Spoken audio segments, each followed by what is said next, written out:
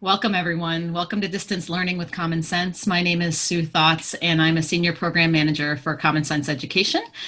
This conversation will be posted on the Common Sense YouTube channel on our Distance Learning playlist. And so all the links and all the resources that we're going to be sharing today are all going to be listed along with this video and the recording. So we're going to get started. So we are honored today to have Monise Seward here with us. And Monise, I'm going to let you introduce yourself and tell us who you are and what you do and a little bit about yourself. Well, hello, everyone. I'm so excited to be here today. My name is Monise Seward. I am a 6th grade special education teacher. I teach math and science in DeKalb County, Georgia. I actually teach in the resource setting, which means that I have a smaller class with a fewer number of students. We still cover the state standards and we do the same curriculum as the general ed setting. However, we have the liberty to go a little bit slower and do things a little bit differently for the students in those classrooms. I'm really excited to be here. This whole pandemic has really given a lot of attention to special education, and I'm glad. I'm glad, but we should have had it to begin with, but I'm glad that we are now talking about it like in this kind of platform, because more people are getting information that they previously didn't have. So yeah, I'm really excited about that. Absolutely. And one of the things that, as I was reading up in preparation for this, I saw, Monise is a special ed teacher, which of course we love to get the special ed perspective, right? I don't think enough of us have it. And also she is a Twitter master. She's got way more followers than I think any of us here, right? Thousands and thousands and thousands of people love to read the things that she writes. And she also has a great blog. And so I was going through and I was reading about it, and this one blog post really caught my eye. And it was about the way that special ed teachers can really collaborate and form an allyship with general ed teachers in order to be able to benefit their students. And I thought about, the ways in which special ed teachers are often segregated, like, here's your students, here is your, here are your teachers, and, we don't necessarily, see them mixing with the general ed population. And so tell us a little bit about this blog, how you got, how you started it, and how you came to this particular piece. And it's really interesting because, well, that particular piece was written after I had attended a math conference here in Atlanta. And I think at one point, someone who was among the presenters said, how many special ed teachers do we have? Or something like that. And there was like 4 of us there. And so I was like, wow. I said, we're here, but it's only 4 of us here.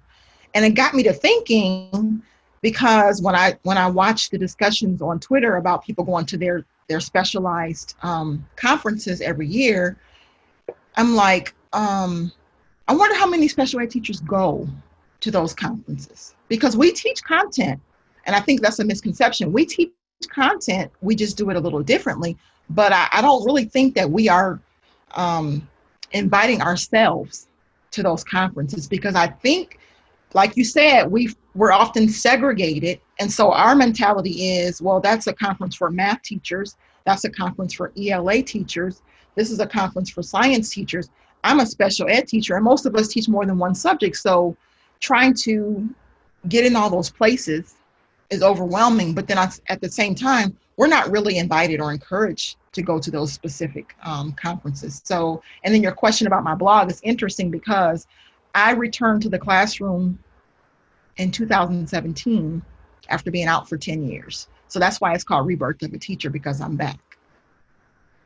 That's how I came up with that name. I said, it's gotta encompass what I feel coming back after being gone for 10 years and my different perspectives, because even though I was gone, I was still engaging in conversations on Twitter about education, because I was homeschooling at the time too. So I had a little bit of a different perspective.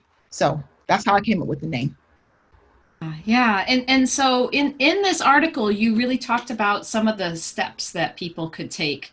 If I'm a gen ed teacher at my school, if I'm a 6th grade teacher at your school, what are some of the things that I need to do? What is the perspective that I need to have in order to be able to best partner with you as a special ed teacher at my school? What are some of the concrete steps I can take? The first one, I'll reiterate, realize that we do teach content. We do teach content. You teach content? Oh, wow. Probably the same content that I do, right? Yeah. Hey. And I know sometimes if you walk past my classroom, the discussion, you might not think it's related to the content, but it really is. But we do teach content. We are highly qualified. When we're going to these department meetings, like content meetings, how do I say this? It feels like we're not seen as experts in anything but behavior management most of the time.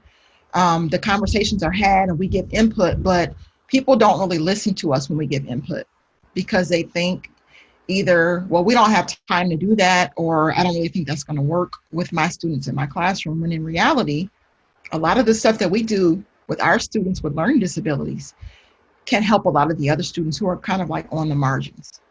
So that's the first step. The second step is to ask us questions. Like if I come to you as a math teacher and ask you questions about content, you can come to me, the special ed teacher, and ask me about strategies, because that's what I do. That's how I develop my lesson on the front end, thinking about, okay, who's in my classroom? That's number one. And then what can I do to make sure every student gets this in a manner that they can best understand it. So would you be willing, like, part of it is like, would you be willing to have me come in and observe your class and the way that you teach? Like, what am I going to learn from you if I come in, right? How do I take what I learn in your classroom and your teaching strategies and bring them back to my classroom? What are you going to add to my life? I've actually invited general ed teachers into my classroom. For example, when we had discussions about the struggles we were all having with moving through the curriculum for 6th grade math, I often said, okay, I'm not rushing because my students are not going to get it. So, and I said, but you are welcome to come in and watch how I do this, because I'm hearing you have some of the same concerns about your students. But if you come in and watch what I do, you'll understand how I do it for the students in my classroom. And you might be able to take some of that back into your classroom and try it with some of the students who are struggling in your classroom. So you mean to say that your strategies are not just for your special ed students? No, they're not. For learning, right? They're learning. They are. And so, I know that you talk about the opportunity to co-teach, right? Mm-hmm. How do you often get the opportunity to co-teach with folks, and what does that look like? What is the model? Well, interesting, because I'm not co-teaching this year. Well, this past year I was not co-teaching. I actually started off the previous year. I'm going to use quotes, co-teaching. Okay. But it did not work out because I was expected to just monitor students the whole period. I was not expected, when I did have the opportunity, to teach in the way that I knew was best for the students in my class, in the classroom we had together, and not just students with an IEP, but there were some ELL students in there. There were also some students in there who were struggling. I could tell based on the conversations I had with those students and watching them work. I was not expected to do the things that I know how to do that are innate to me as a teacher. And I was expected to just go through the curriculum at a really fast pace. And I said, I'm not going to do that because it's not fair to the students. So now, however, my first year teaching, very first year, I did have an awesome experience with a co-teacher. If you watched us, you would think that we had been teaching together for years and that we had known each other for a long time, but we didn't, because it was my first year and it was her second year, and it was a social studies teacher. We just immediately, we clicked. So part of it is personality. We clicked, and she was like, okay, I've never done this before. So what do you think we should do? How do you think it should look? And so we decided that we would alternate teaching. So if she was up teaching, I'd be circulating the room, reinforcing to the students, and then we'd switch off. Sometimes we did it a day here and a day there, and sometimes we did it a week, but it worked for us. And the downside is that I thought other teachers would be open to co-teaching with that model, and they were not. You got used to it. You got used to being treated like a regular teacher. Like a regular teacher. And it was, so when I tried to teach with this other teacher, I was basically relegated to just being there to manage behavior of my students. So the key to that was that she respected your expertise. She respected your skills. She asked you for your input. You collaborated as co-teachers. I know that you had shared a co-teaching article, right, about models of co-teaching that you thought were helpful. So were there any other aspects about that co-teaching experience that you thought were helpful? She did not, in her room, I did not feel like I was an intruder. I did not feel like I was encroaching upon her space. She made room for me in her classroom, which is very important because visually, if the students see another teacher sitting off in a student desk, they're really not going to understand that the other person is actually a teacher. So if I'm relegated to a student desk and I have to put all the stuff I need in a cart, I don't have anywhere to actually do what I need to do, then that's going to cause some confusion for the students because they're wondering, well, is she a teacher? Is she just here to help? What, why is she here? So I felt like she welcomed me into her space, which is very important because, again, the special ed teachers are the ones who are doing the traveling. We're the ones doing the pushing in. So we're always going to be in somebody else's space. So we have to feel like we're welcome, but it also has to be visually shown that we are welcome by the way the classroom is set up. You got it. You got it. So, does that, what does that mean for the classroom teacher, right? I'm the classroom teacher and I'm inviting, the special ed teacher to come into my classroom. We are integrating. I have, some of your students and some of my students, we're all working here together. That physical space means setting up a space for you, making you feel like this is your classroom too, right? What if I'm the special ed teacher and I'm coming in, right? And I don't know if I have the authority, right? Like, what do special ed teachers need to be able to do to empower themselves and feel like, no, I've got a right to be here. This is my classroom too. This is my space. Like, what do you tell the special ed teachers when it comes to feeling like, this is their space too? They are experts. That's a good question. Knowing what I know now, my conversation would start with leadership. What does co-teaching look like here? And what kind of support will I get from you?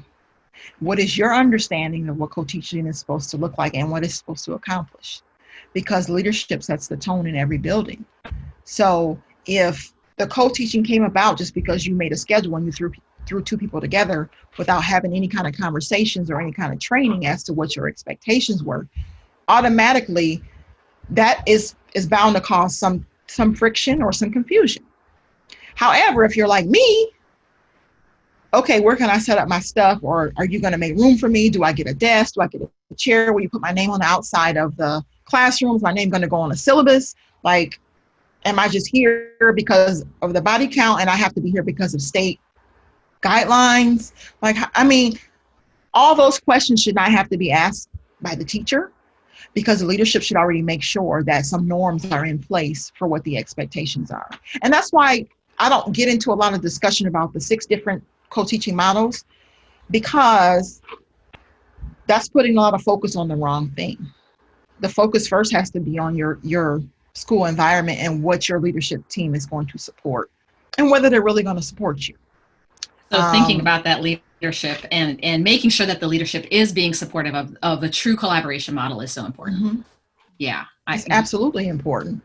You are getting praise left and right all over this chat, not just from special ed teachers, right? So this is not just about special ed teachers feeling welcome in that space, but also from, teacher librarians, from PE teachers, from reading recovery teachers, from all these folks who have skills and have authority, who are absolutely, they have the right to be right there too. So, I think that this goes beyond just, special ed, but it goes into other teachers that are not classroom teachers too.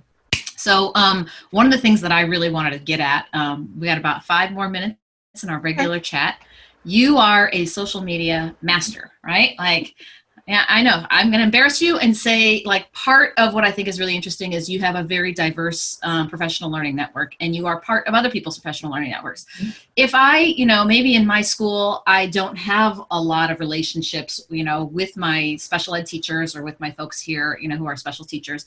And how do I begin not only developing these relationships here within my building or within my district, but also online? Why is it important to kind of seek out that knowledge outside of my math content area, and also into, what are special ed teachers doing in math, or, why is that important to also do online?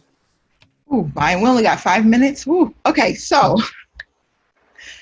first of all, different perspectives are always good. And I know that there are people who are special ed teachers and general ed teachers who are working together who do have a good relationship. So because I had those bad experiences, I still need to know that people out there are having the good ones. I need to know that for my own peace of mind. I have to know that because it's a reality. Some kids are going to be in the general ed setting, and we're going to have to figure out how to best serve them.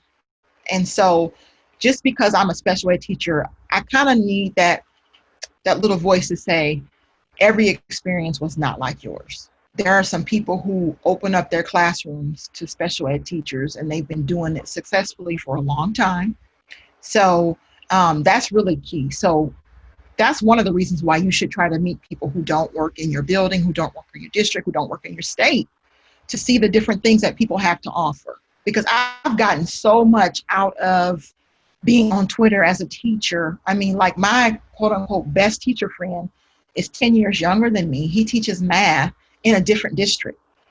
But when we get together and collaborate, it's like you would think we actually work together. But I only met him because of social media. If I didn't have Twitter, I would have never met him. And I feel like a lot of things that I know now, I would not know because I didn't have the opportunity to have the relationship with him.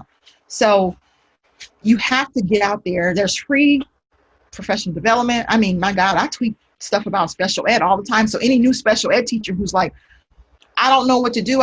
If you follow me on Twitter, I tweet stuff often and I put hashtag with it. So get on there and hashtag, look whatever you're looking for, get on there and find it. It's there. I promise you, because our PD in school may not be enough, especially now that we've had to deal with this emergency learning situation. And we've all had to kind of like shift and be really creative and figure out what to do. And now I'm thinking about next year, because we go back at the end of July. So I'm thinking about, okay, what if we have to go virtual again? I need some engaging stuff. And just last night I tweeted about, I wish I knew an astronaut, because I'm going to really get into this earth science and do some virtual field trips with my students. And I had about 20 responses. I've already created a document to put all that stuff. This is what you have to do, because our schools are not giving us it. They're not giving this to us. They're not giving us this, and we need it. We gotta stay fresh. We gotta keep changing it. So, well, I just heard you say, let me clarify, you're going back at the end of July? The pre-planning week is the last week of July for teachers, and the students are supposed to come back August 3rd. Okay. All right. And yeah. Bless you. Yep. And and the other thing I heard is, like, you need resources, you need connections, you need information. How do I do this? Mm-hmm. Learning from other folks within your professional learning network online that's the place to do it, right? We don't all need 7,485 followers in order to be able to get that to happen, right? Nope. That's what hashtag is for, right? And so, right. So I think hashtag everything. Excellent. So I guess I just wanted to just check in with Merv. I've seen a few questions coming by that I have not quite been able to keep an eyeball on. But do we have any questions that you think are burning that need to be addressed here? Oh, I have one here in the Q&A that says, can you please tell us why gen ed teachers are so reluctant to use co-teaching models? And I've seen a lot of like calls for inclusion and immersion, but what's the resistance? What's the misconception that you want to dispel? People need to understand that learning disabilities are not intellectual disabilities. Learning disabilities do not mean students cannot perform and be exposed to the same content as kids who don't have a learning disability. So I think the reluctance, part of it is education. It's education. We are not, the training for special ed teachers should not be specifically for special ed teachers, just like the math training shouldn't be just for math teachers, right? So the general ed teachers need to sit in on all the trainings that I have to sit in on special ed. Even though I know this stuff like the back of my hand and I can recite it to you in my sleep, they need to be in the PD too. And there needs to be some accountability as well, because by law, if a child is in your classroom, you are responsible for delivering the curriculum to that child. You are the teacher of record. So if you are the science teacher and you have a co-teacher, if you are going to hold on to all the control in your classroom and do all of the teaching, that means you are responsible 100%. 100%. So reluctance is education, sharing that space. We're so territorial about our classrooms. It's unbelievable. Oh, don't come in my classroom. Oh, no, I don't want that. It's a classroom and you don't own it. You know, if you're going to build a true community, that classroom belongs to every student who walks in your door. So it should also belong to every co-teacher who walks in your door. So, well, another question here that I think we've talked about before is how does, this is from Margarita, how does collaboration, oh, where'd that question go? It was so good. Oh, it just left me. Come on, how does it was about collaboration. And like, how does that collaboration for lesson planning, what does that look like? How do you get started? What do you need? It's in your chat. It's in your chat. Well, again, it goes back to leadership. They have to build that schedule to make sure those teachers have planning periods together.